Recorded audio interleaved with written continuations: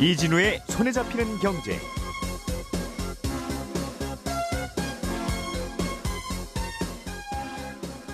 안녕하십니까, 이진우입니다. 요즘 눈에 띄는 경제 지표 중에 하나가 신설법인 숫자인데요.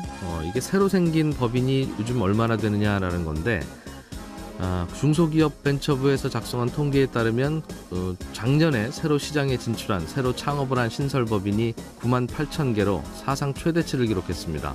관련 통계를 작성하기 시작한 2000년 이후에 제일 많은 규모입니다. 일자리를 만드는 건 역시 기업이고, 일자리가 많아져야 경제가 성장하기 때문에 기업이 늘었다는 건 반가운 소식이긴 한데요. 그런데 그 속을 들여다보면 마냥 기뻐할 일만은 아닌 부분도 있습니다.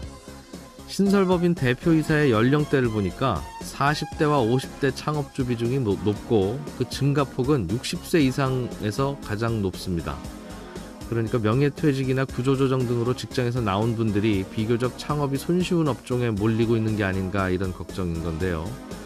이러다 보니까 이미 차고 넘치는 레드오션 시장에서는 경쟁이 더 치열해지고, 그러다 보면 기존 사업자들까지 또 어려워지는 악순환이 계속될 거라는 전망도 함께 나오는데, 은퇴 후에 사장이 꼭 되고 싶어서 되는 건 아니지만 창업 말고는 다른 길이 아예 없는 건지, 창업만이 능사인 건지 고민이 좀 더 필요하지 않을까 싶기도 합니다.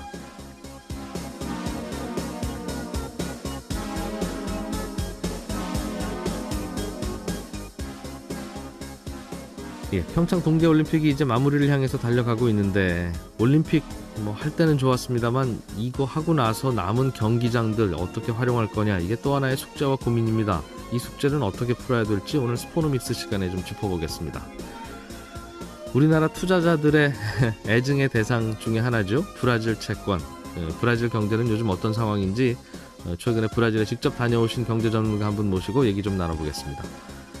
경제 상식도 잡고 상품도 잡을 수 있는 손에 잡히는 퀴즈 준비하고 있습니다. 2월 25일 손에 잡히는 경제, 광고 잠깐 들으시고 바로 시작하겠습니다.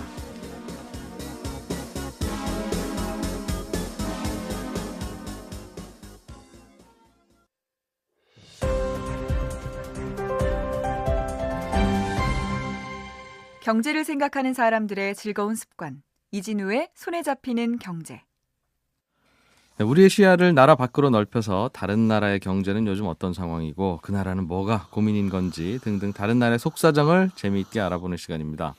금융탐방기의 저자이신 윤민혁 하나금융투자 해외금융팀장, 오랜만에 나오셨습니다. 어서 오십시오. 네, 안녕하세요. 저희 청취자들이 이 코너 굉장히 좋아한다고, 딱 하나 단점이 있다고. 네. 너무 가끔씩 나오셔서 듣고 또 듣고. 아무튼 고맙습니다. 오늘은 어디 다녀오셨어요? 네, 브라질에 다녀왔습니다. 브라질에 언제 갔다 오셨습니까? 한 달 전에 다녀왔습니다. 한 달 전에. 브라질도 우리나라가 투자를 또 많이 한 나라이기도 하고, 그렇죠. 기업들도 많이 갔지만 사람들 쌈짓돈, 국민들 쌈짓돈도 그 나라 채권에 많이 투자돼 있죠, 우리나라. 네, 맞습니다. 그렇군요. 오늘은 그래서 브라질 경제 얘기 좀 들어보겠습니다. 브라질이 인구로 따져도 면적으로 따져도 큰 나라죠, 이게 세계적으로. 맞습니다. 그래서 인구가 2억으로 세계 5위이고요. 예. 땅도 세계 5위인데요. 예. 땅이 다른 나라, 러시아나 캐나다와 달리 다 쓸 수 있는 아주 좋은 땅만 그렇죠. 갖고 있기 때문에. 예. 실제로 쓰는 땅은 거의 1, 2위 수준으로 중국, 미국 다음으로. 네, 맞습니다. 인구도 2억으로 5위고, 그럼 굉장히 큰 나라인데, 대개는 이렇게 인구가 많거나 땅이 큰 나라는 캐나다 정도, 캐나다는 인구가 너무 작으니까 그렇습니다만, 이 정도 되면 웬만하면 굉장히 강대국 소리를 듣는 게 일반적인데, 네. 우리는 그런 거 별로 안 좋아해. 그냥 축구 좋아하고 재밌게 살면 돼, 이런 생각이라 그런가요? 남미 쪽에서는 가장 큰 맏형이라고 볼 수 있고요. 네. 저희가 좀 멀어가지고 좀 관심이 없어서 그렇지 상당히 자존심도 강하고 예. 센 나라입니다. 음. 예를 들면은 미국에서 브라질 사람이 입국할 때 손에 지문을 찍게 했거든요. 네. 그러니까 브라질 정부가 너네가 우리한테 이렇게 해서 미국 사람들도 마찬가지로 들어올 때는 미국인 따로 줄 서가지고 지문을 받아 찍어서야만 들어올 수 있게 하는. 꽤 자존심 센 나라네요. 네네네. 그렇군요. 이게 브라질 민족 이런 게 있는 게 아니라 굉장히 많이 섞여 있는 다민족 국가라면서요? 네, 미국처럼? 맞습니다. 네, 맞습니다. 브라질은 이탈리아를 제외하고 이탈리안이 가장 많이 살고 있는 나라가 브라질이고요. 일본을 제외하고 일본이 가장 많이 사는 나라도 브라질입니다. 그래요? 중동 지역을 제외하고 아랍 사람들이 가장 많이 사는 나라도 브라질이고 아프리카 사람 중에서 나이지리아를 제외하고 가장 많은 흑인 사는 나라가 또 바로 브라질입니다. 자기 나라 아니면 브라질 가서 살고 있다는 거네요, 그럼. 그렇죠, 그렇죠. 이민 분포로 치면. 네. 그래요? 그래서 이렇게 다양한 사람들이 살고 있기 때문에 예. 제가 봤을 때 브라질의 그런 키워드라고 한다면은 자유하고 서로 인정해주는 관용이 아닐까 하는 생각이 그렇겠어요. 들었습니다. 미국처럼 서로 차별해서도 안 되고 충돌을 하는 것도 주의해야 되고 별 문제는 없이 잘 섞이고 있나요? 그 민족들끼리는? 근데 상당히 그 관용적인 모습을 많이 볼 수 있었는데 예. 종교도 다 다를 텐데 그러면. 그렇죠. 네. 많이 다르고 뭐 간단히 예를 들면은 아랍인들이 브라질에서 약 1,000만 명이 살고 있습니다. 인구가 또 브라질이 많다 보니까 네. 그렇기도 한데 그래도 2억 명 중에 1,000만 명이면 적지 않은 비중인데요. 네. 그런데 그 중에서 자신의 조상이 아랍인이라고 생각하는 사람들은 많지 않고요. 예. 난 브라질 사람이라 생각하고 있고 1,000만 명 중에서 브라질 내 무슬림은 2만 명이 채 되지 않습니다. 그러면 종교도 개종했다는 뜻인가요? 그렇죠. 피만 네. 조상이 그렇죠, 그쪽이지. 그렇죠. 그래서 뭐 미국 같은 경우는 네. 350만 정도의 아랍인들이 살고 있는데 그 중에서 절반가량이 한 180만 명 정도가 무슬림이고 네. 또 거기에 연합회 같은 그런 아랍인들끼리 그런 모임들이 많이 있는데 브라질은 그런 것이 없어서 미국은 인종의 용광로이긴 하지만 네. 거기 가면 인종들끼리 똘똘 뭉치는 경향이 있는데 그렇죠. 브라질 들어오면 그것조차 다 섞여버린다. 그렇죠. 그것도 독특하네요. 정말 인종들이 그럼 섞여서 살다 보니 다양한 민족들도 같이 살고 하다 보니까 네네. 전 세계 문화가 다 그 안에 있겠어요. 브라질 가면 네. 굳이 뭐 여기 세계 여행 애써서 다닐 필요 없는. 맞아요. 다양한 인종도 다 있고 다양한 음식이도 다 있어가지고 네. 기업들이 되게 좋아하는 시장이기도 합니다. 왜요? 신제품을 출시했을 때 이 제품이 전 세계적으로 잘 먹힐까 안 먹힐까를 일종의 미니어처군요. 그렇죠. 테스트베드. 그렇죠. 그렇겠어요. 여기서 아랍인들도 좋아하네라든가 그렇죠. 한꺼번에 테스트해 볼 수 있으니까. 네네. 그렇군요. 이쯤 되면 우리는 늘 이게 참 너무 전형적인 질문이긴 한데 드릴 수밖에 없는 우리나라 기업들은 거기 좀 얼마나 잘 나가고 있습니까? 잘 나가고 있어요. 뭐 팔고 있죠? 우리나라 어떤 기업들 나가 있어요? 대기업들 많이 나가 있는데요. 예. 삼성 같은 경우에 뭐 PC, 핸드폰, 가전제품 전부 다 마켓쉐어 1등하고 있고요.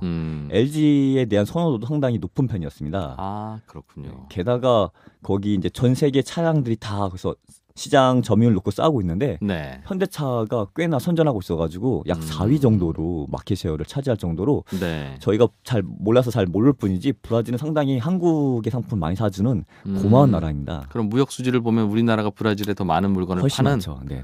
하기야 브라질은 다양한 천연 자원이 있긴 하지만 네. 우리가 수입해다 쓰기에는 너무 멀어서. 멀고 저희가 마시는 오렌지 주스의 네. 절반가량이 전부 다 브라질산입니다. 브라질산. 그래요? 네네. 오렌지 주스는 농축 오렌지 주스로 즙을 아주 농축해서 가져오니까 네네. 좀 멀어도 운송비 감당할 만한가 보군요. 네네. 제가 예전에 어디 취재하러 다닐 때 여기도 이제 가전회사였는데 모 가전회사에 네. 브라질의 이제 현지 지부장이라고 하는 분인가요? 그분하고 잠깐 대화할 기회가 있었는데 여기 오니까 뭐가 좋습니까? 그랬더니 한국이랑 멀어서 좋은 건 별로 없고요. 다만 하나 뭐 하다 보면 회사에서 질책 받을 일도 생길 거 아니겠습니까? 그쵸. 실적 안 나오고 그러면. 네네. 그러면 이제 보통은 전화로 하다가 더 윗분들이 와서 직접 감독도 하고 뭐 화도 내고 그러는 경우가 각국에는 있는데 브라질은 당신 똑바로 안 할 거야? 그 자리에 그대로 있어. 내가 갈 테니까. 하더라도 한 3일이나 4일 후에 도착하신다는 그쵸. 겁니다. 그 사이에 너무 비행에 피곤해가지고 그럼요. 내가 여기 왜 왔는지 무슨 화를 내러 왔는지도 이미 다 잊어버리고 네, 맞아요. 정말 고생 많다고 어깨 그쵸. 두드리고 간다고. 그렇죠. 엄청 힘들어요. 그 점 하나는 딱 좋다는 이야기를 얼핏 들은 적이 있어요. 그런데 브라질이 이게 장점만 있는 게 아니라 저는 가끔 브라질과 관련한 소식을 들으면 어떤 지역에 가면 아예 경찰들도 힘을 못 쓰는 지역이 있다면서요? 네, 맞아요. 시내 신이 살고 있는 도시라고 해가지고 예. 파벨라라는 곳인데 그 예전에 우리 사만 시대인가요? 그때 보면 무슨 소도라고 해가지고 거기는 뭐 범죄자가 도망가도 못 잡는 뭐 그런 예, 예. 구역처럼 예. 이 파벨라라는 그런 산 동네는 경찰과 군이 제대로 들어가기 어려운 그러한 곳이 있습니다. 아예 거기는 그러면 공권력이 작용하지 않는 건가 봅니다. 한번 그 리오 올림픽을 앞두고 네. 그러한 슬럼가를 없애기 위해서 군경이 이렇게 밀고 들어간 적은 있긴 한데 예. 상당히 많은 사상자를 내거나 아, 하기 때문에 굳이 거기는 잘 건들지 않으려고 하는. 음. 그래서 많은 치안이 안 좋은 것은 이제 대부분 거기에서 일어난 일들이 상당수이고요. 그러면 그 동네만 안 들어가면 주변은 괜찮아요? 서로 뭔가 양해가 되어 있나 봐요. 그럼 양해라고 표현하면 그렇죠, 애매합니다만. 그래서 시내의 뭐 낮에 같은 경우는 뭐 전혀 지장이 없고 네. 이제 길을 걸어가는데 앞에서 걸어온 사람이 느낌이 안 좋으면 이제 쳐다보면 안 된다거나 아, 아니면 약간 으슥한 곳에서는 뒤에 누가 있나 없나 좀 살펴봐야 되는 그런 불편함이 있는 그런 정도였습니다. 그거야 뭐 어느 나라에서든지 비슷한 정도이긴 하네요. 예. 뭐 범죄 사건도 자주 일어나요? 은행 강도 사건이 좀 일어나가지고 예. 좀 흥미롭게도 브라질에서는 은행에서 핸드폰을 사용하면 불법이고요. 엥? 왜요? 왜냐면 전형적인 그 은행 강도 수법이 어떤 사람이 돈을 찾아가는 걸 보고선 은행 아닌 사람이 밖에 있는 사람한테 전화를 해가지고 인상착의를 알려주면 이제 그 사람의 돈을 뺏어가는 그런 아, 시기이기 때문에 물리적으로 그냥 돈 내놓으세요. 네. 왜 가져간다는 네네. 거죠? 그래서 이제 그렇게 2인 1조로 많이 움직이기 때문에 아, 은행에서 전화하는 사람은 저 사람은 그쵸 곰범이다 이렇게 봐가지고 아니, 그럼 전화를 받지도 말고 예 야, 아예 죄송합니다. 저는 은행이라서 못 받습니다. 거의 이런다고요? 네네 어. 불법이고 또 어떤 지방에서는 모자나 마스크를 쓸 수 없게 만든 그런 법을 만든 그런 지역도 있을 정도로 아, 좀 그런 것이 있고 또 어떠한 곳은 좀 심하긴 한데 그 현금 지급기를 이제 부숴가지고 돈을 털어가는데 그렇게 하니까 은행 측에서는 예. 그걸 부순 순간 잉크가 흘러나와서 이제 돈이 다 못 쓰게 만드는 그런 방법까지도 개발을 했습니다. 재밌군요. 가봅니까? 브라질 물가 수준은 어느 정도입니까? 아 브라질의 물가 수준은 상당히 높았습니다. 높아요? 제가 갔던 나라 중에서는 가장 높았던 것 같은데요. 한국에 비해서 한 1.5배 정도 높았습니다. 아니 우리나라 생활 물가도 만만치 않은데 전 그쵸. 세계에서 네. 우리나라 와서 싸다는 느낌 잘 못 받는다고 해요. 선진국의 국민들도. 그렇죠. 근데 브라질이 그렇게 비쌉니까? 정말 비쌌는데요. 예를 들면 생수 한 병이 네. 1,800원쯤 됐고 왜 생수를 호텔에 가서 사 드셨어요? 아니 왜? 저 편의점에서 먹었는데 뭐 슈퍼에서 먹었는데 1,800원이었고 네. 맥도날드 빅맥이 9,000원. 아 비싸네요. 한국이 한 6,000원 하죠. 예. 인도네시아 3,000원인데. 그리고 한국에서 60만 원 정도에 팔리는 텔레비전이 예. 150만 원에 팔리고 있고. 왜 그래요? 왜? 관세가 비싼가요? 아니면 맞습니다. 관세 비싸요. 관세가 네네네. 수입품에 대해서. 그래서 뭐 수입품 말씀하셔서 말씀드리면은 그랜저가 우리나라에서 한 3,000만 원 좀 넘는데 네. 브라질 5,500만 원에 팔립니다. 관세 때문이다 이거죠. 네네. 그래서 가장 큰 이유는 자국에서 생산된 것조차도 네. 세금을 많이 때리기 때문에 그게 아, 그 물가가 비싼 것인데요. 부가세 이런 게 많이 붙어 그렇죠, 있습니까? 그렇죠. 아. 그래서 어떤 상품을 샀을 때 그 상품의 가격의 절반 정도가 네. 세금이 되고 어떤 건 절반 넘기도 합니다. 이 되기도 하고 더 심한 거 하나 더 말씀드리면은 네. 브라질은 천혜의 그런 자연 환경이 있어가지고 전력 공급원 중에 약 80%가 수력 발전입니다. 그러겠어요. 그 나라에 아마존이 있잖아요. 그렇죠. 네. 우리나라는 원자력하고 화력이 주된 전력 방식이기 때문에 수력이 차지한 비율은 1%밖에 안 되는데 네. 브라질은 80%란 말이에요. 아, 아마존 강물로 그렇죠. 발전을 하는군요. 딱히 에너지를 사다 쓸 필요 없는 아주 짠 에너지원인데 그럼 전기 요금도 싸겠네요. 세계에서 두 번째로 높습니다. 전기 요금이 네네. 역시 세금 많이 붙여서. 그렇죠. 이 나라는 왜 이렇게 세금을 많이 내느냐? 예. 그것은 브라질 정부가 줘야 할 곳이 많기 때문인데요. 음. 연금 줘야 되고 지방 정부에 보조금 줘야 되고 공무원 월급 줘야 되고 사회복지로 줘야 되고 또 여기 이자가 비싸니까 채권 이자 갚는데도 돈이 많이 들어가기 때문에 세금 계속 걷어가지고 계속 그쪽으로 브라질 돈을 줘야 국민들한테야 그런 설명이 먹히겠지만 네. 우리가 들으면 네. 아이 나라가 그럼 연금 주고 그럼 공무원 월급 주고 여기저기 사회 간접 자본으로 기반 시설 하고 모든 정부가 다 그러지 뭐 브라질 정부만 그렇습니까? 당연히 그럴 수 있겠는데요. 네네. 근데 좀 이렇게 연금을 좀 심하게 주기 때문에 많이 네, 주나요? 많이 넉넉히? 줘요. 예. 공무원 입장에서 보면 심하게 주는 거고 국민 입장에서 보면 넉넉히 받는 거예요? 받는 입장에서 좋긴 한데 얼마나 주는데요? 연금 액수는 얼마나 근무에 따라 다르긴 한데 예. 남자 같은 경우에 한 35년, 여자 한 30년 정도 근무를 하면은 연금을 죽을 때까지 받는데 뭐 그건 네. 당연한 건데 그 마지막 근무했을 때에 예. 월급의 80%를 주고 있습니다. 축구를 할 수밖에 없네요.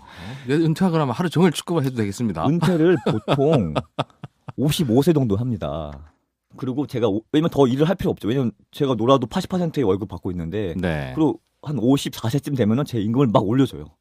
아, 그 마지막 월급의 80%를 연금을 주기 때문에. 그리고 내 돈 나가는 게 그렇죠. 아니니까. 막 올려줘서 그래서 좀 유능한 사람도 빨리빨리 은퇴하는 것도 상당히 하나 큰 문제가 되기도 하고요. 한 1년 후에 회사 나가기로 약속해놓고 그렇죠, 그 대신 월급은 이만큼 올려줘라. 네네네. 아. 그러니까 연금의 부담이 상당히 크고 뭐 이걸 또 어떻게 생각해야 될지 모르겠습니다. 일장일단이 있네요. 그러다 보니 세금을 많이 거둘 수밖에 없는데 네네네. 세금이라는 건 사실은 부자들에게 직접 걷는 게 원칙이지만 잘 안 거치잖아요. 네네네. 소득도 숨기고 당연히 그렇죠. 재산도 숨기고 그렇죠. 어느 나라든 그러니까 네네네. 그러다 보니 간접세가 많군요. 물건에 붙여서 그냥 네 맞아요. 매기는. 그래서 이제 말씀하신 대로 간접세의 비중이 약 60%거든요. 그러니까 네. 직접 뭐 소득이나 상속으로 걷어들이는 그런 직접세는 40%밖에 안 되는데 물건가스에 더 얹어서 파는 것이 60%를 차지하고 있기 때문에 네. 이제 빈부격차가 잘 줄어들지 않는 그러한 것이 그렇겠어요. 있고 똑같이 빵 하나 사 먹어도 부자가 부담하는 세금이나 그 빵에 들어있는 세금은 똑같으니까 그렇죠, 가난한 그렇죠. 분들이 부담하는 세금이나 마찬가지죠. 맞아요. 예. 또 최저임금의 2배 정도 버는 분은 자신의 소득의 한 50% 정도를 세금을 내는 셈이고요. 이런저런 부가세 포함하면. 네네네. 그리고 최저임금의 30배 정도 버는 분은 네. 자신의 월급의 약 20%만 세금을 내는 셈이기 때문에 간접세니까 주로. 네네. 그러니까 오히려 세금을 누가 더 많이 내는지 알 수가 없는 그런 것이 있고 또 이렇게 세금이 높다 보니까 물가값이 비싸잖아요. 예. 그러니까 자국민한테 팔 때도 문제지만은 수출할 때도 문제이기 때문에 예. 이걸 만드는 기업에서는 최대한 싼 임금을 주려고 노력하고 있고 그만큼 좀 약간 숙련되지 않은 노동자를 많이 사용하게 되고 네. 원료도 별로 좋지 않은 원료를 사용할 수밖에 없는 구조이기 때문에 예. 브라질 제품이 세계적으로 유명한 곳은 악순환이겠군요. 많이 없습니다. 전기요금만 해도 세계에서 두 번째로 비싸다고 하니 뭐 공장용 전기는 좀 다른지는 모르겠습니다만 네. 당연히 생산 원가가 높을 거고. 네네. 그렇군요. 그럼 그래도 부자들이 많은가 봅니다. 한국에서 3천만 원짜리 차가 브라질에서는 뭐 5천만 원 넘어도 네. 또 이거 수출 많이 된다고 하니. 그 부자도 당연히 많이 있는데 당장에 차는 사야 되고 예. 돈이 없으니까 할부로 많이 삽니다. 할부로. 그렇겠죠. 우리도 그러니까요. 네. 예. 근데 한국 같은 경우에는 뭐 할부하면 뭐 2년, 3년 뭐 이런 식으로 이제 많이 사는데 여기는 보통 5년, 7년씩 할부를 뭘 좀 묵직한 거 사면 길게 네. 웬만한 건 전부 다 할부로 사는 그런 습관이 좀 있는데요. 7년이면 84개월인데 네. 84개월 동안 제가 계속 할부를 갚아야 되는 거니까 이건 어떻게 보면 미래의 소득을 제가 땡겨가지고 지금 쓰는 것이잖아요. 그렇죠. 대출이라는 게 그렇죠. 그렇죠. 예. 그러니까 제가 회사를 그만두고 싶어도 할부 끝날 때까지는 그만둘 수가 없는. 그럼 이것도 할부, 저것도 할부, 계속 할부니까 예. 금융기관 이자 내주다가 끝나는 그러한 구조가 되는 좀 안타까운 부분이 있었고요. 네. 비쌌는데 본인 소득은 넉넉지 않다 보니 그렇죠. 생기는 일. 네네. 전에 우리 저 베네수엘라 인플레이션 얘기를 좀 해주셨는데 그때도 놀랐습니다. 네네.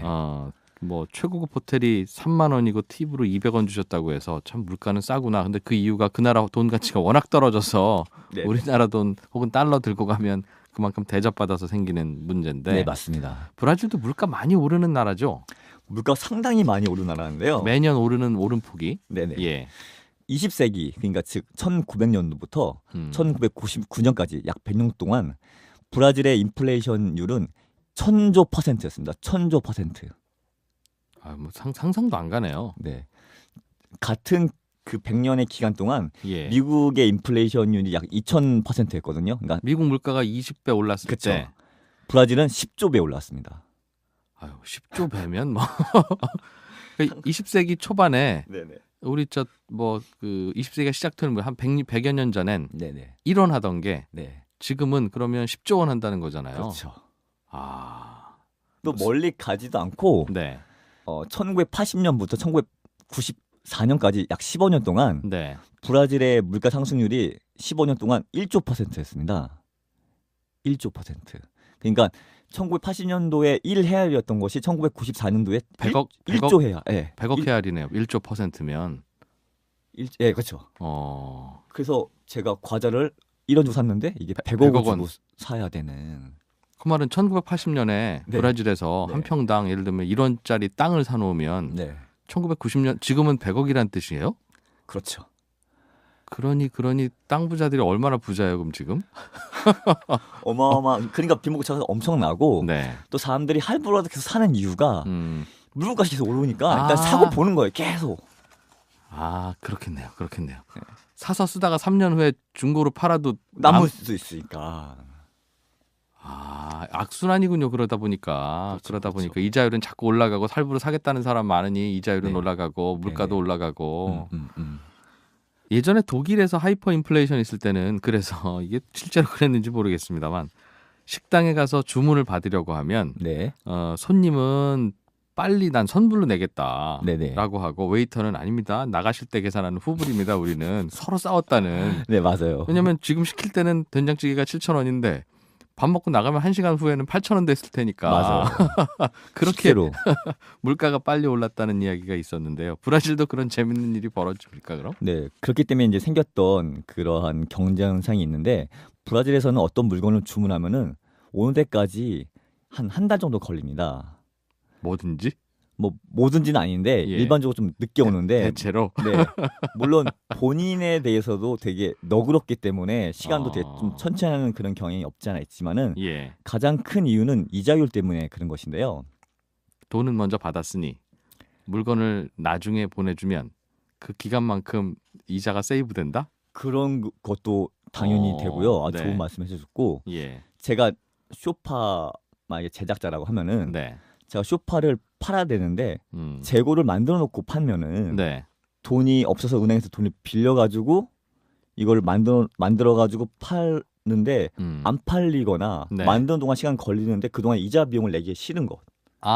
우리야 그냥 재고로 갖고 있는 거지만 네. 브라질은 이거 한 달 후에 만들었으면 한 달에 이자가 얼만데 그렇죠. 이런 생각한다는 거예요? 그렇죠. 제가 제 돈 갖고 있으면 그거 그냥 이자를 받고 주문 음. 들어왔을 때 그 이제부터 만들어도 되는데 내가 굳이 미리 만들 필요가 없으니까 주문 들어오면 그때부터 만들어요. 이상한데 그러면 만약에 100만 원짜리로 만들어놨으면 네. 미리 만들어 놓으면 100만 원에 팔려고 하다가 네. 한 달 후에 손님이 사겠다고 하면 올라서 이번엔 110만 원인데요. 이렇게 붙이면 될 텐데 네. 그 정도는 아닌 그러면 이자 부담 되겠죠. 이자율이 높으니까. 네네네. 그래서 주문 들어오면 그때부터 만들기 시작한다. 네, 맞습니다. 그래서 물가가 빨리 오르고 이자율이 높으면 참 밖에서 보면 재밌고 안에 있는 분들은 힘들겠어요. 이런저런. 그렇군요. 요즘에는 브라질이 이자율이 그래도 좀 낮아지고 물가도 좀 슬슬 잡혀가는 분위기라고는 들었는데 네. 어떤 정책이 작용했고 그 과정에 또 어떤 과정이 있었는지는 다음번에 이어서 좀 그 부분은 들어봐야 되겠습니다. 네, 브라질 알겠습니다. 경제 이야기 아주 재밌는데 좀 더 듣고 싶어요. 예. 오늘 윤민혁 하나금융투자 해외금융팀장과 함께 브라질의 경제 이야기, 그 나라의 속사정 들어봤습니다. 고맙습니다. 감사드립니다.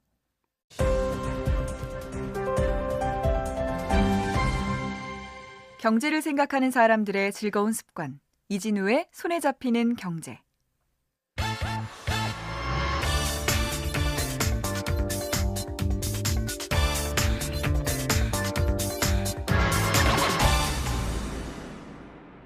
자, 스포츠 속에 숨어있는 경제 이야기 들어보는 시간입니다. 우리가 몰랐던 돈 이야기 늘 캐오시는 분입니다. 스포노믹스 이종훈 스포츠 평론가 어서 오십시오. 안녕하십니까?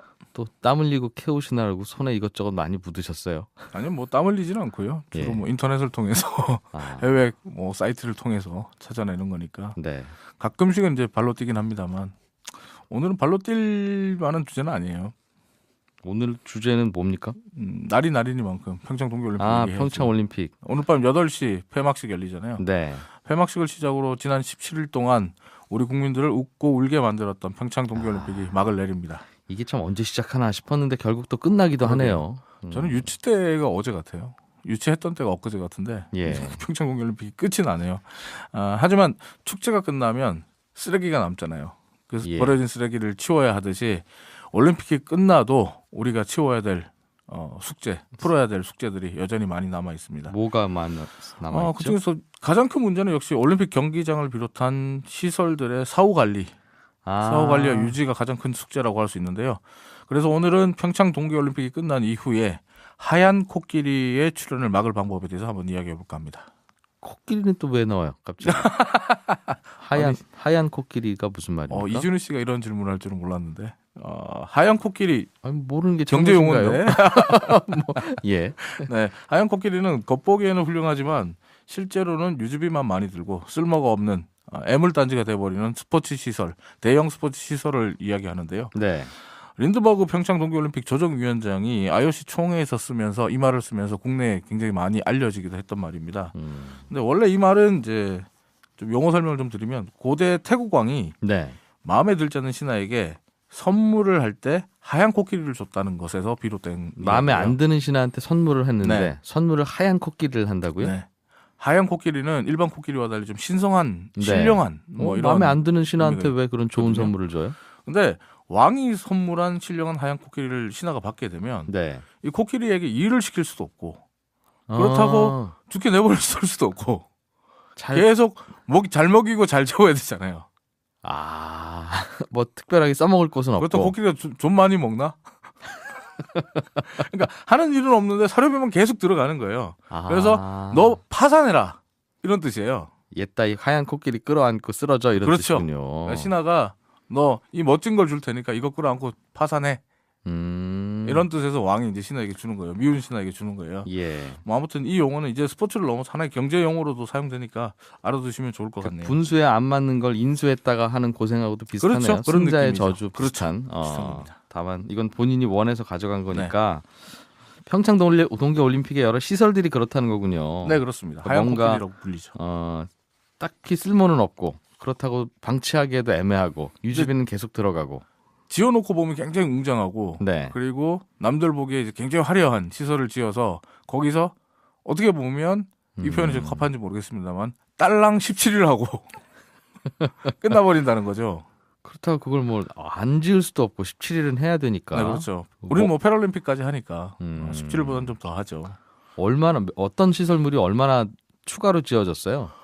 일단은 경기장이 올림픽 플라자까지 포함해서 13개가 지어졌어요. 13개가 지어졌는데 이 13개가 지어진 것도 지어진 거지만 뭐 올림픽 플라자는 패럴림픽이 끝나면 철거에 들어갑니다. 그래서 없어지는데 그래서 네. 12개의 올림픽 시설물이 남아 있어요. 경기장, 네, 빙상 경기 하는 경기장 등등. 근데 우리가 보는 즉 뭐 어제까지 경기장으로 봤던 이게 근데 운동장 같으면 네. 뭐 그냥 들판으로 쓰지 뭐 시원하네 이렇게 볼 수 있는데 이 그 빙상 경기장은 네. 그 물 얼려놔야 될 거 아니겠어요? 그 유지비 더 들겠는데요? 그럴 수 있죠. 그래서 지금 이 사실 빙상 경기장 시설에 대해서는 또 특히나 이 활용도가 너무 낮다.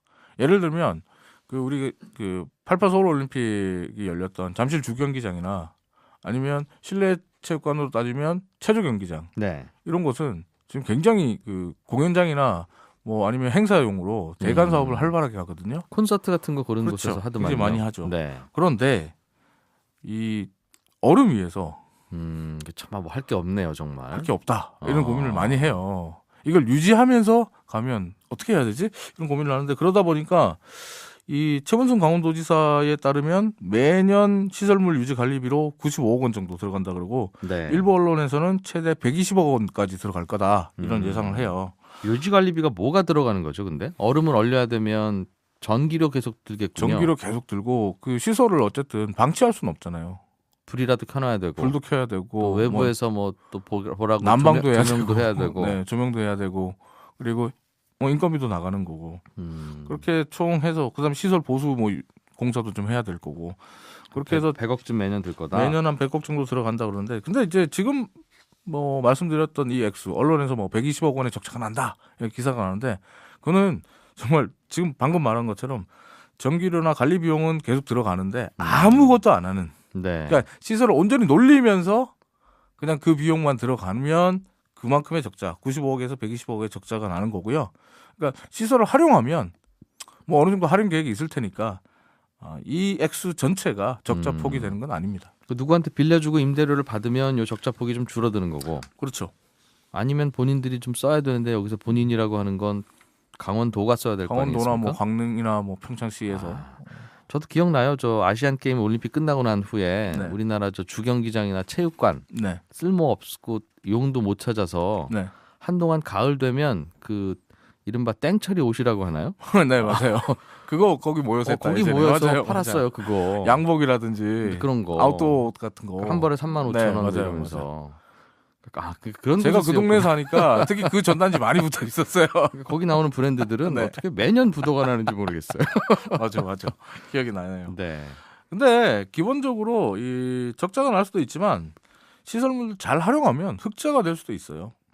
그렇겠죠. 뭐 근데 모범 사례가 좀 있습니까? 다른 모범 나라들도 사례- 고민했을 것 같은데. 다른 나라까지 갈 것도 없습니다. 올림픽 경기장을 잘 활용해서 수익 내고 흑자 기록하는 사례는 88 서울 올림픽이 대표적인 성공 사례예요. 그러니까 아까 뭐 서울 올림픽- 땡처리 장소로 빌려주고 그랬다 그러는데 그게 사실 90년대예요. 그때 지은 네. 주경기장도 있을 거고. 주경기장부터 해서 뭐 아까 말씀드린 체조 경기장, 역도 경기장, 네. 뭐 실내체육관, 수영장 등등 많죠. 근데 이제 음. 이 88 서울 올림픽 같은 경우는 올해로 이제 서울 올림픽 개최 30주년 됐거든요. 네. 근데 재건축된 것도 없고 해체된 경기장도 없어요. 잘 쓰고 있다는 네, 겁니까? 이 비결이 이제 아까 땡처리 얘기했지만 경기장 대관 사업에 성공했기 때문이에요. 빌려주고 돈 네. 받고. 근데 이 경기장 대관 사업을 90년대는 아까 말씀하셨던 그런 좀 뭐랄까요 소규모 네. 사업자들에게 대관을 해주고 옷장 사업하는 네, 분들. 그렇게 큰 수익을 많이 낼 수는 없었어요. 근데 예. 서울 올림픽 같은 경우는 사후 시설을 관리하는 곳이 90년에 문체부 산하기관으로 설립된 한국체육산업개발이라는 곳이 있어요. 네. 여기 주식회사인데 여기에서 이제 스포츠 센터도 운영하고 시설들을 대관해주고 뭐 주차비도 받고 임대비도 받고 뭐 편익 시설 뭐 매점 같은 것도 운영해서 수익을 내는데 그 중에서 이제 가장 앞거는 공연을 위한 시설 대관 사업입니다. 그러니까 90년대까지는 그 뭐랄까요 뭐 행사가 있으면 행사를 하는 쪽에 이렇게 빌려주는 네. 띄엄띄엄 빌려줬어요. 뭐 심지어는 90년대 저 기억하기로는 대형 교회에 부흥회 같은 거 할 때 네. 그 잠실 주경기장에서 많이 했었거든요. 요즘도 뭐 가끔 네, 하더군요. 요즘도 가끔씩 하죠. 예. 네, 근데 이제 올림픽 공원의 체조 경기장을 비롯해서 각종 경기장이 요즘은 국내외 최정상급 뮤지션, 해외 뮤지션들의 공연장으로. 핫플레이스, 최선호 플레이스예요. 공연장으로 최선호 장소거든요. 그러니까 수요가 너무 많아요. 그러니까 2000년대부터 이쪽으로 눈을 돌렸거든요. 그때부터 공연도 활발해지고. 네, 또 저기서 2000년부터 문화 콘텐츠에 대한 그 어떻게 보면 한국에서의 그 분위기가 네. 좀 잡히고 K-팝이라든지 이런 것들이 서서히 등장하고 해외 뮤지션들도 활발하게 내한 활동을 하면서 어떻게 보면 한국체육산업개발이 공연 산업 쪽으로 공연 사업자들에게 이 임대를 주자, 그걸 중점으로 주자라고 했는데 실제로 제가 올림픽 경기장 주변에 사는데 정말 매주 금요일부터 일요일까지 공연이 열립니다. 주말에는. 네, 주말에는 거의 뭐 교통 체증 때문에 너무 힘들 정도고 경찰들이 항상 공연장 앞에 이렇게 유도를 하는 모습을 보는데 네. 수요가 너무 많아서 이제는 상반기, 하반기 공고를 통해서 선착순으로? 지정한다고 그래요. 심사도 해요. 심사까지. 네. 그 공연이 어떤 공연인지 심사도 해요. 근데 이 공연 대관 수입이 체육산업개발의 대관 수익이 한 해에 지금 약 한 100억 원 정도 나와요. 100억 정도. 네. 매주 빌려준다고 하면 한 번 빌릴 때 한 1억쯤 드는 모양이네요. 그죠? 1년에 50 주고. 이것저것 비용 다 뭐 합치면 사실은 뭐 대략 대관료 1회 공연 대관료 이렇게 명시된 거는 한 음, 300만 원, 400만 원 정도인데 거기 부대 비용이 또 엄청 올라요. 뭐 어떤 게요? 뭐그 저도 할부 선납금이라 그래서 매출의 5%를 미리 내야 된다든지 뭐 이런 게 그래요? 있어요. 네. 아니 저 여쭤보는 게 네. 저희 손에 잡히는 경제 콘서트를 네. 거기서 좀 해볼까 싶어서. 그러면 최소한 매번 2억 정도 있으면 할 수 있어요. 2억이나 들어요? 뭐 여러 가지 시설 해야 되고 뭐 그러면 한 2억 정도 있으면 하실 수 있으니까 음. 참고하시고요. 네. 어쨌든 이 대관 수입에 지난 그 2012년부터 이 그 체육산업개발이 주최해온 이 올림픽 공원 축제, 그 조이 올팍 페스티벌이라는 게 있어요. 이것도 지금 흑자가 나요. 이런 자체 컨텐츠 개발을 해서 축제 컨텐츠를 개발해서 수익도 내고 있거든요. 그러면서 이 사후 시설에 대한 유지 관리에 들어가는 돈을 이제는 다 자체 조달합니다. 자체 조달해서 흑자를 내고 있어요. 알겠어요. 근데 듣다 보니 뭐 네. 그럴 수는 있겠다 싶은데 네. 이게 다 뭐 여기서 뭘 어떻게 잘해서가 아니라 네. 다 이게 서울에 교통 좋은 데 있으니까 그런 거 아니겠습니까? 그런 얘기 하죠. 네. 그러니까 그리고 이거 인구도 많고 서울은. 그러니까 거기서는 사실은 뭘 해도 아니 옷 장사 하는 분들이 거기로 온다는 건 그 동네 지나가다 그 옷이나 좀 보러 갈까 하는 수요가 있다는 거잖아요. 네, 네. 근데 저기 저 강원도에 인구 많지 않은 도시에 평창과 강릉에. 똑같이 만들어 놨을 때 그럼 공연하면 사람들이 그쪽으로 보러 갈 거냐 하는 그 문제는 또 다른 문제 같은데요. 굉장히 불리하죠. 그래서 컨텐츠가 중요하다는 거예요. 컨텐츠가 중요하다는 이유가 서울 올림픽의 시설물 같은 경우 제가 이준우 씨가 그런 얘기를 할 줄 알았어요. 그러니까 뭘 해도 거기는 되는데 대한민국에서 서울에서 하니까 다 되지 뭐 이런 예. 이야기가 나오죠. 예. 그런데 그 강릉 인구와 비슷한 올림픽 개최 도시가 미국의 솔트레이크 시티가 있어요. 네. 2002년 솔트레이크 시티 올림픽 개최 도시. 이 솔트레이크 시티 같은 경우는 올림픽이 끝난 직후에 유타 올림픽 레거시 재단이라는 걸 설립합니다. 그리고 이 재단에서 소위 말하는 그 경기장 시설 사후 관리를 해요. 전담해요. 네. 초창기에는 적자를 봤어요. 근데 지금은 흑자예요. 여기도. 비결이 궁금하네요. 네.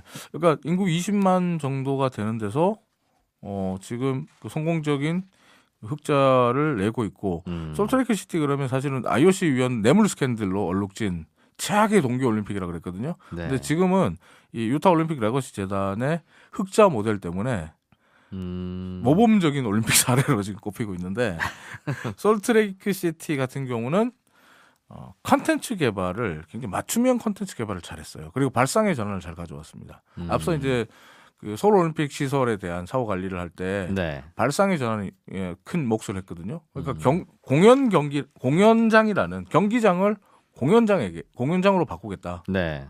생각한 그 발상의 전환이 지금 흑자 체제를 만들어 준 거거든요. 그것처럼 솔트레이크 같은 경우는 동계 올림픽 시설이라고 해서 꼭 동계 스포츠에 구애받는 프로그램을 만들 필요는 없다.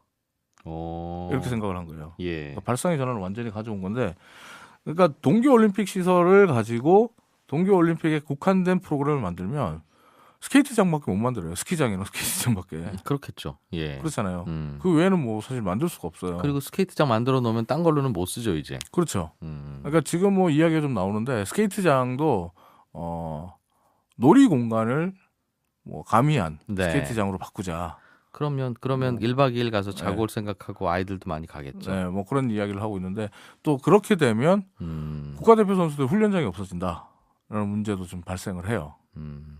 거기에 일반인들이 다 들어가서 훈련을 혹시 365일 계속 해야 그건 돼요? 아니죠. 그건 아닌데 예를 들면 그 놀이시설을 만들어 놓고 하면 그 예를 들면 국가대표 뭐 피겨 선수들이나 아니면 쇼트트랙 선수들이 네. 롯데월드 아이스링크에 가서 훈련할 수는 없잖아요. 하는 것 같은데요.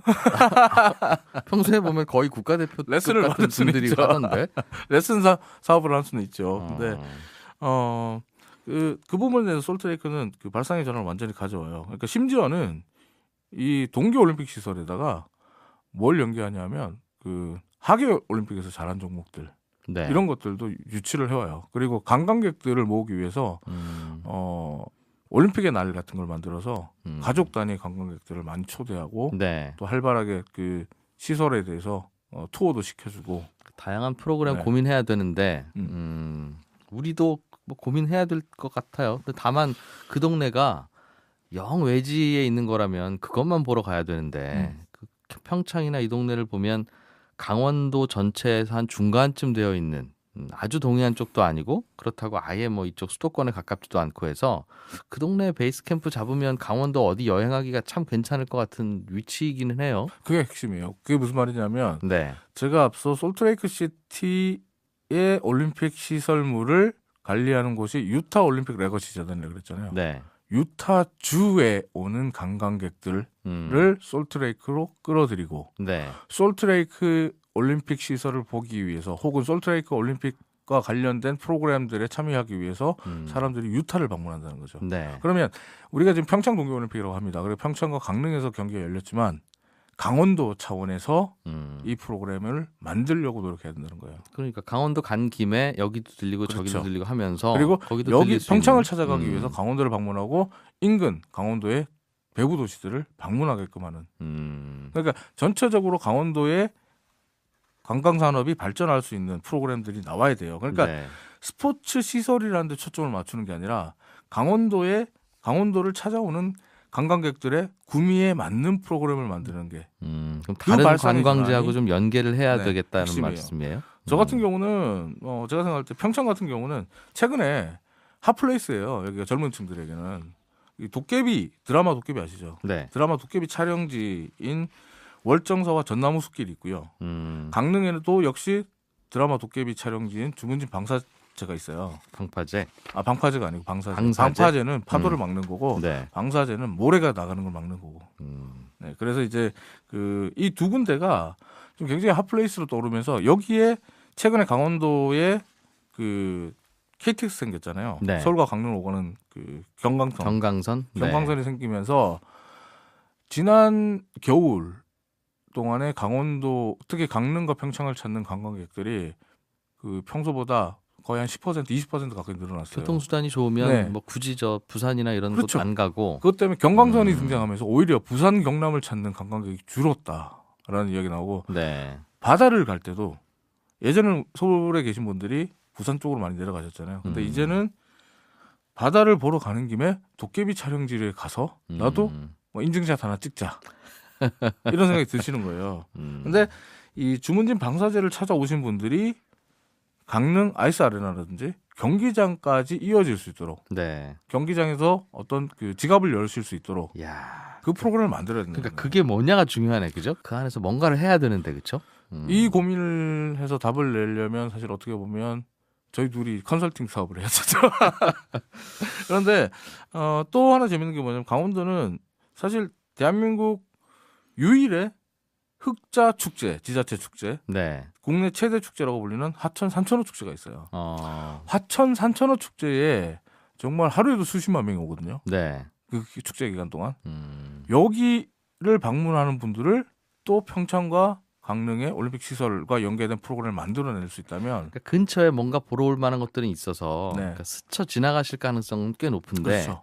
굳이 좌회전 깜빡이 켜고 그쪽으로 갈 거냐 하는 문제가 이제 있을 거 그렇죠. 아니겠습니까? 그러니까 그래야 중요한 거는- 가야 입장료를 받을 거 맞습니다. 아니겠어요? 그러니까 중요한 거는 교통 시설이 좋다고 해서 주변에 뭐 인근에 아주 유명한 뭐 관광지가 명소가 있고 또 핫플레이스가 있다고 해서 사람들이 평창과 강릉을 찾아가지는 않는다는 거예요. 알겠습니다. 평창과 강릉을 찾아오게끔 만들어줘야 된다는 거거든요. 혹시 그 방송 들으시는 청취자 여러분들이 혹시 아이디어가 있으시면 저희한테 홈페이지에 남겨주시거나 알려주시면 전달하겠습니다. 제가 전달하는 건 아니고 이종훈 씨가 전달해 주세요. 네, 어쨌든 아는 분들 있을 테니까. 네, 유타 올림픽 레거시 재단이 그랬던 것처럼 강원도를 찾아오는 관광객들의 구미에 맞는 프로그램 그리고 컨텐츠를 잘 개발하는 게 이제 정말 남은 숙제예요. 그거 혹시 저는 동계 올림픽 보면서 저도 한 번도 못 해본 게임들을 선수들이 경쟁을 하더군요. 네. 예를 들면 컬링 네. 아니면 뭐 썰매 타는 거라든가 그거 그냥 해보면 안 돼요? 아마추어들이 가서라도. 아니 그 얘기도 합니다. 지금 체험 실습장으로 그러니까 롤러코스터 타느니 네. 그 스켈레톤 같은 거 해서 한번 체험하게 해주면 아니 재밌을 것 같은데. 이준우 씨나 저는 스켈레톤이나 루지를 그 강릉 평창 슬라이딩 센터에서 타잖아요. 예. 알펜시아 슬라이딩 센터에서 타면 우린 토해요. 내려서. 그리고 너무 내가 빨라서? 이렇게 죽는구나. 라고 생각. 그 정도예요. 빠르기도 빠르지만 예. 그 벽 있죠. 벽에 우리는 수없이 머리를 박습니다. 그 선수들 그냥 미끈하게 잘 내려온다고 해서 그게 되는 게 아니에요. 아니구나. 그러니까 선수들도 윤성빈 선수조차도 예. 처음에 스켈레톤을 탔을 때 내가 이러다 죽겠구나. 죽을 수도 있구나. 무서워요, 그렇게? 네, 그렇게 무서워했다는 거예요. 그러니까 거기에서 실제로 타게 하는 건 선수밖에 안 되고요.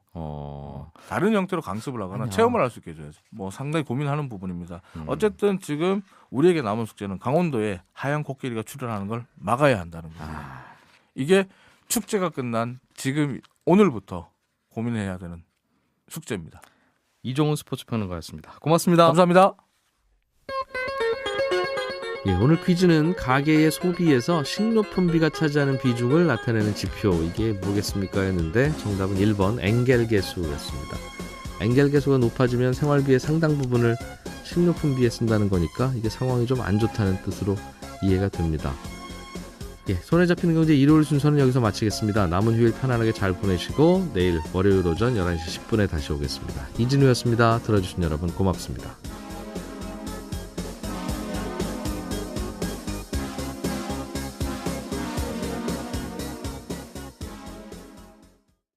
하기 때문에 굳이 거기는 잘 건들지 않으려고 하는. 그래서 많은 치안이 안 좋은 것은 이제 대부분 거기에서 일어난 일들이 상당수이고요. 그러면 그 동네만 안 들어가면 주변은 괜찮아요? 서로 뭔가 양해가 되어 있나 봐요. 그럼 양해라고 표현하면 그렇죠, 애매합니다만.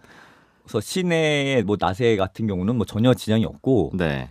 이제 길을 걸어가는데 앞에서 걸어온 사람이 느낌이 안 좋으면 이제 쳐다보면 안 된다거나 아니면 약간 으슥한 곳에서는 뒤에 누가 있나 없나 좀 살펴봐야 되는 그런 불편함이 있는 그런 정도였습니다. 그거야 뭐 어느 나라에서든지 비슷한 정도이긴 하네요. 예. 뭐 범죄 사건도 자주 일어나요? 은행 강도 사건이 좀 일어나가지고 예. 좀 흥미롭게도 브라질에서는 은행에서 핸드폰을 사용하면 불법이고요. 왜요? 왜냐면 전형적인 그 은행 강도 수법이 어떤 사람이 돈을 찾아가는 걸 보고선 은행 아닌 사람이 밖에 있는 사람한테 전화를 해가지고 인상 차기를 알려주면 이제 그 사람의 돈을 뺏어가는 그런 시기이기 때문에 물리적으로 그냥 돈 내놓으세요. 네. 왜 가져간다는 네네. 거죠? 그래서 이제 그렇게 2인 1조로 많이 움직이기 때문에 은행에서 전화하는 사람은 저 사람은 그렇죠. 공범이다 이렇게 봐가지고 아니, 그럼 전화를 받지도 말고 예. 아예 죄송합니다. 저는 은행이라서 못 받습니다. 거의 이런다고요? 네네. 불법이고 또 어떤 지방에서는 모자나 마스크를 쓸 수 없게 만든 그런 법을 만든 그런 지역도 있을 정도로 좀 그런 것이 있고 또 어떠한 곳은 좀 심하긴 한데 그 현금 지급기를 이제 부숴가지고 돈을 털어가는데 그렇게 하니까 은행 측에서는 예. 그걸 부순 순간 잉크가 흘러나와서 이제 돈이 다 못 쓰게 만드는 그런 방법까지도 개발을 했습니다. 재밌군요. 가봅니까? 브라질 물가 수준은 어느 정도입니까? 브라질의 물가 수준은 상당히 높았습니다. 높아요? 제가 갔던 나라 중에서는 가장 높았던 것 같은데요. 한국에 비해서 한 1.5배 정도 높았습니다. 아니 우리나라 생활 물가도 만만치 않은데 전 그쵸. 세계에서 네. 우리나라 와서 싸다는 느낌 잘 못 받는다고 해요. 선진국의 국민들도. 그렇죠. 근데 브라질이 그렇게 비쌉니까? 정말 비쌌는데요. 예를 들면 생수 한 병이 네. 1,800원쯤 됐고 왜 생수를 호텔에 가서 사 드셨어요? 아니요. 그냥 저 편의점에서 먹었는데 뭐 슈퍼에서 먹었는데 1,800원이었고 네. 맥도날드 빅맥이 9,000원. 비싸네요. 한국이 한 6,000원 하죠. 예. 인도네시아 3,000원인데. 그리고 한국에서 60만 원 정도에 팔리는 텔레비전이 예. 150만 원에 팔리고 있고. 왜 그래요? 왜? 관세가 비싼가요? 아니면 맞습니다. 관세 비싸요. 관세가 네네네. 수입품에 대해서.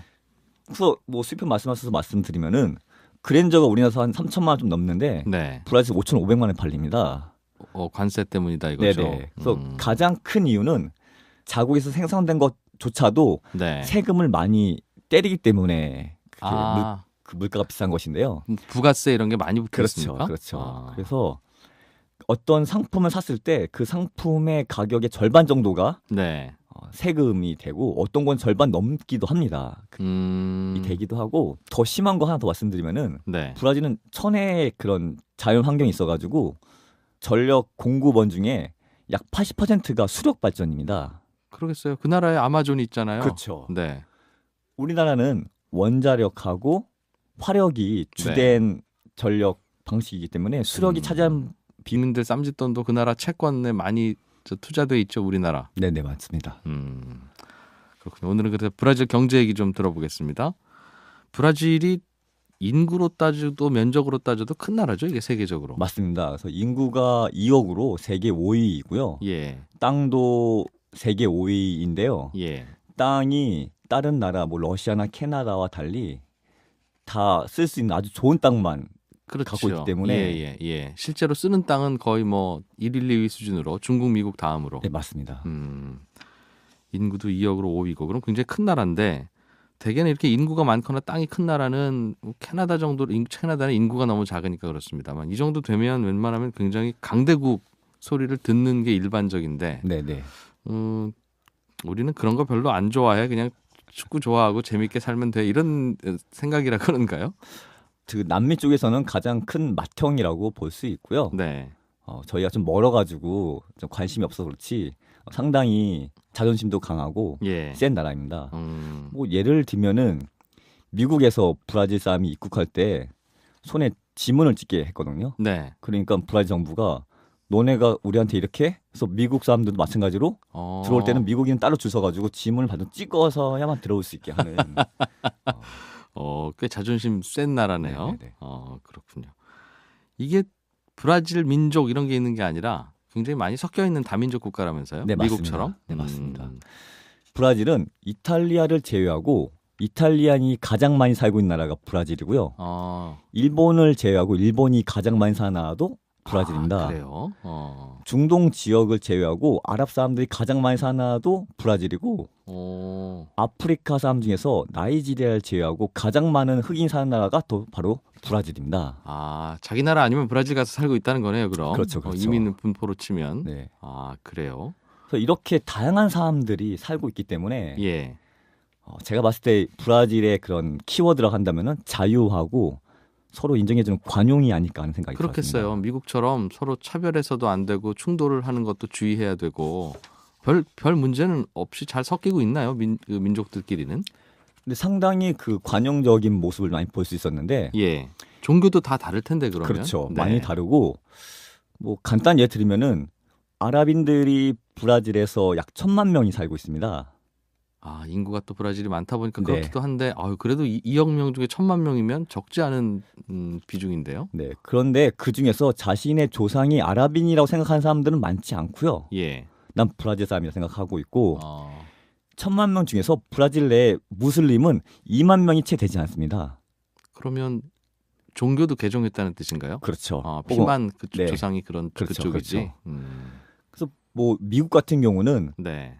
350만 정도의 아랍인들이 살고 있는데 그 중에서 절반가량이 한 180만 명 정도가 무슬림이고 네. 또 거기에 연합회 같이 그런 아랍인들끼리 그런 모임들이 많이 있는데 브라질은 그런 것이 없어서 미국은 인종의 용광로이긴 하지만 네. 거기 가면 인종들끼리 똘똘 뭉치는 경향이 있는데 그렇죠. 브라질 들어오면 그것조차 다 섞여버린다. 그렇죠. 그렇죠. 그것도 독특하네요. 정말 인종들이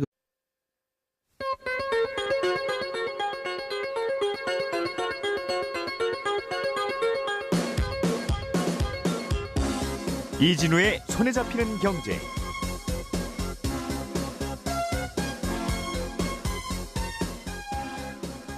안녕하십니까, 이진우입니다. 요즘 눈에 띄는 경제 지표 중에 하나가 신설법인 숫자인데요. 이게 새로 생긴 법인이 요즘 얼마나 되느냐라는 건데 중소기업 벤처부에서 작성한 통계에 따르면 작년에 새로 시장에 진출한 새로 창업을 한 신설법인이 9만 8천 개로 사상 최대치를 기록했습니다. 관련 통계를 작성하기 시작한 2000년 이후에 제일 많은 규모입니다. 일자리를 만드는 건 역시 기업이고 일자리가 많아져야 경제가 성장하기 때문에 기업이 늘었다는 건 반가운 소식이긴 한데요. 그런데 그 속을 들여다보면 마냥 기뻐할 일만은 아닌 부분도 있습니다. 신설법인 대표이사의 연령대를 보니까 40대와 50대 창업주 비중이 높고 그 증가폭은 60세 이상에서 가장 높습니다. 그러니까 명예퇴직이나 구조조정 등으로 직장에서 나온 분들이 비교적 창업이 손쉬운 업종에 몰리고 있는 게 아닌가 이런 걱정인 건데요. 이러다 보니까 이미 차고 넘치는 레드오션 시장에서는 경쟁이 더 치열해지고 그러다 보면 기존 사업자들까지 또 어려워지는 악순환이 계속될 거라는 전망도 함께 나오는데 은퇴 후에 사장이 꼭 되고 싶어서 되는 건 아니지만 창업 말고는 다른 길이 아예 없는 건지 창업만이 능사인 건지 고민이 좀 더 필요하지 않을까 싶기도 합니다.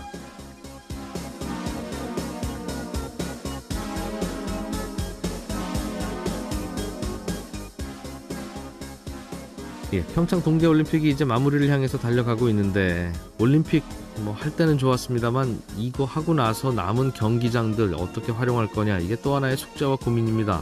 이 숙제는 어떻게 풀어야 될지 오늘 스포노믹스 시간에 좀 짚어보겠습니다. 우리나라 투자자들의 애증의 대상 중에 하나죠. 브라질 채권. 브라질 경제는 요즘 어떤 상황인지 최근에 브라질에 직접 다녀오신 경제 전문가 한 분 모시고 얘기 좀 나눠보겠습니다. 경제 상식도 잡고 상품도 잡을 수 있는 손에 잡히는 퀴즈 준비하고 있습니다. 2월 25일 손에 잡히는 경제 광고 잠깐 들으시고 바로 시작하겠습니다.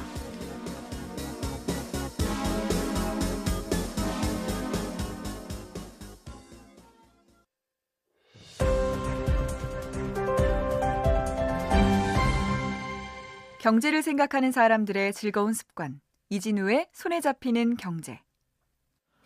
네, 우리의 시야를 나라 밖으로 넓혀서 다른 나라의 경제는 요즘 어떤 상황이고 그 나라는 뭐가 고민인 건지 등등 다른 나라의 속사정을 재미있게 알아보는 시간입니다. 금융탐방기의 저자이신 윤민혁 하나금융투자 해외금융팀장 오랜만에 나오셨습니다. 어서 오십시오. 네, 안녕하세요.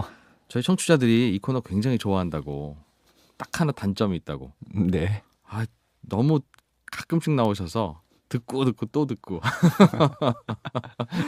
아무튼 고맙습니다. 오늘은 어디 다녀오셨어요? 브라질에 다녀왔습니다. 브라질에 언제 갔다 오셨습니까? 한 달 전에 한 다녀왔습니다. 달 전에.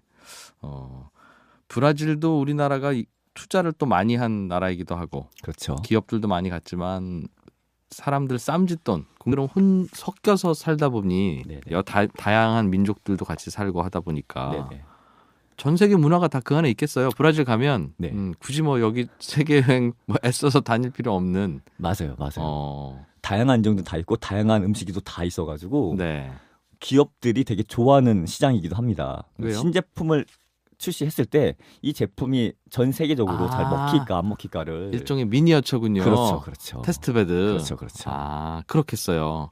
여기서 아랍인들도 좋아하네라든가 그렇죠. 한꺼번에 테스트해 볼 수 있으니까. 네네. 그렇군요. 이쯤 되면 우리는 늘 이게 참 너무 전형적인 질문이긴 한데 드릴 수밖에 없는 우리나라 기업들은 거기 좀 얼마나 잘 나가고 있습니까? 잘 나가고 있어요. 뭐 팔고 있죠? 우리나라 어떤 기업들 나가 있어요? 대기업들 많이 나가 있는데요. 예. 삼성 같은 경우에 뭐 PC, 핸드폰, 가전제품 전부 다 마켓시어 1등하고 있고요.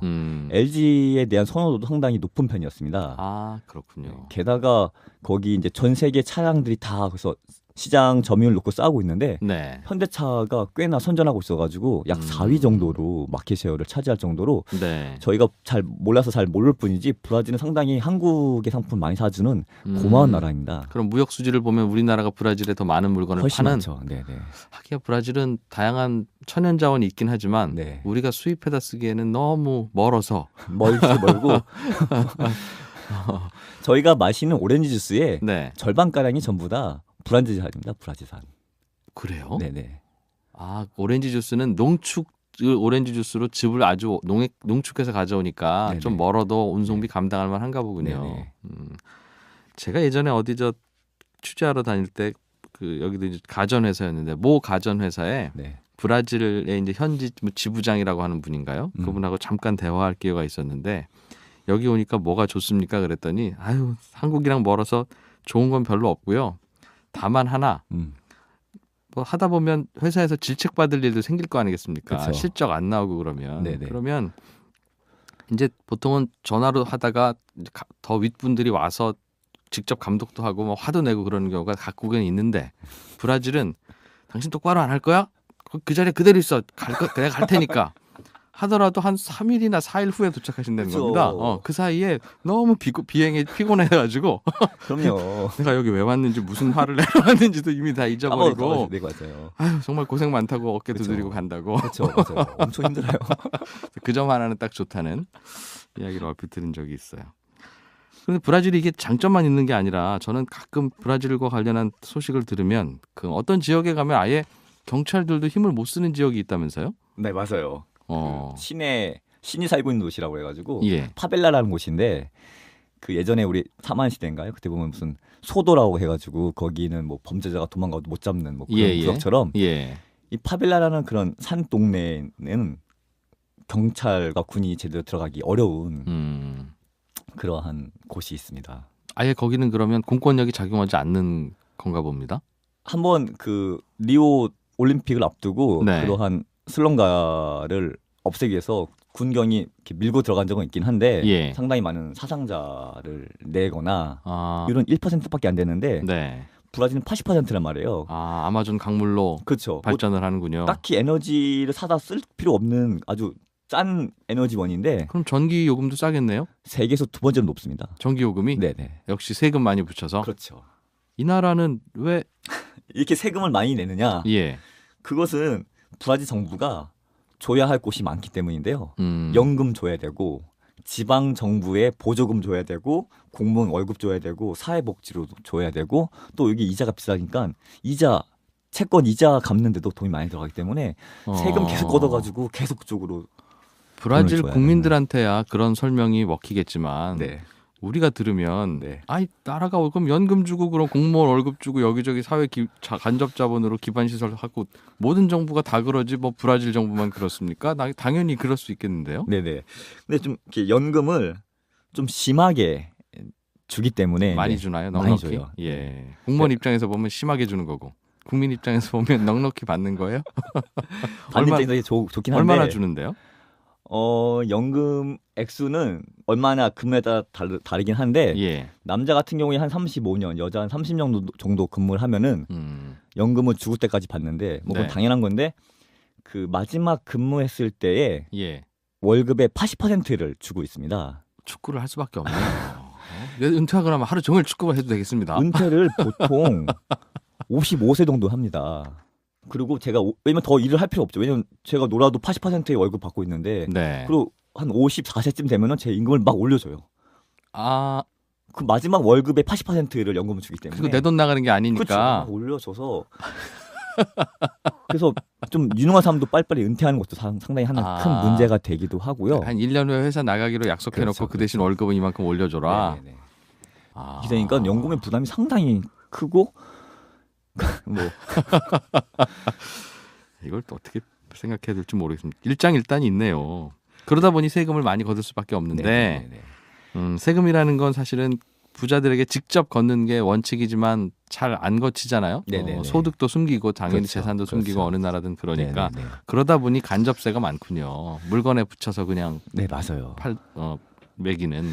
그래서 이제 말씀하신 대로 간접세의 비중이 약 60%거든요. 그러니까 네. 직접 뭐 소득이나 상속으로 걷어들이는 그런 직접세는 40%밖에 안 되는데 물건값에 더 얹어서 파는 것이 60%를 차지하고 있기 때문에 네. 이제 빈부격차가 잘 줄어들지 않는 그러한 것이 그렇겠어요. 있고 똑같이 빵 하나 사 먹어도 부자가 부담하는 세금이나 그 빵에 들어있는 세금은 똑같으니까 그렇죠, 가난한 그렇죠. 분들이 부담하는 세금이나 마찬가지죠. 맞아요. 예. 또 최저임금의 2배 정도 버는 분은 자신의 소득의 한 50% 정도를 세금을 내는 셈이고요.